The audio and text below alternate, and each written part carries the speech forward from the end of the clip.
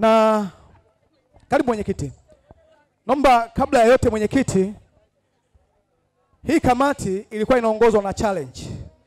Na challenge ikatuchanganya kweli. Upo kwenye gari unasikia challenge ikatembelea kwenye nyumba fulani. Ndio. Mfukoni hata 100 hamna, unachanganyikiwa. Ndio. Hujashanga challenge anakufuata jichooni. Ndio. Usiombe challenge akakukuta usiku na mke wako hata chakula cha usiku akiliki. Ndio. Naomba niletee kwanza Mr. Challenge hapa. Ili tukamalize hizo challenge, naomba uniletee Mr. Challenge. Alileta ile challenge ni nani? Ni nani? Mr. Challenge. Mr. Challenge naomba tusogee hapa. Kabla sijakutaja, naomba utoke mbele mwenyewe. Mr. Challenge naomba aje hapa. Tafadhali. Naomba tumpige makofi mengi na vigelegele. Naomba mkabidhi kwanza mic. Blaza, kwa kweli umeupiga mwingi. Asante. Ulikuwa unasababisha wakati mwingine chakula cha usiku atuli. Huna hata 100 mfukoni. Mr. Challenge anakukamata. Sasa leo kuonyesha kwamba tutakwenda kufunga ile challenge. Na mimi nakwenda kukupa challenge hizi 3. Na ushike 20,000 mkononi. Ukishindwa utanipa 20,000. Na mimi nashika 20,000. Sasa utachagua mwenyewe.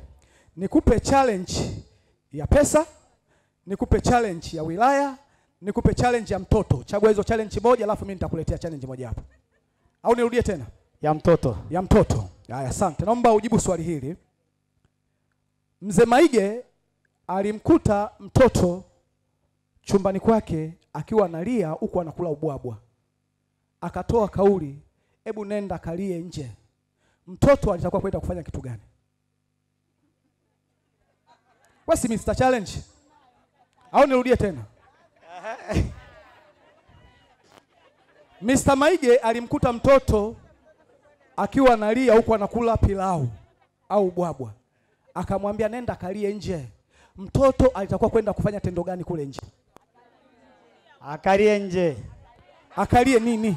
Akalie nje. Akalie nini? Ubwabwa, akalie kama tendo. Akalie ubwabwa. Sio tendo. Ubwabwa. Kwa nini alikuwa anamaanisha ubwabwa wakati mimi najua ni tendo? Akalie ubwabwa. Swali langu bado hujalijibu.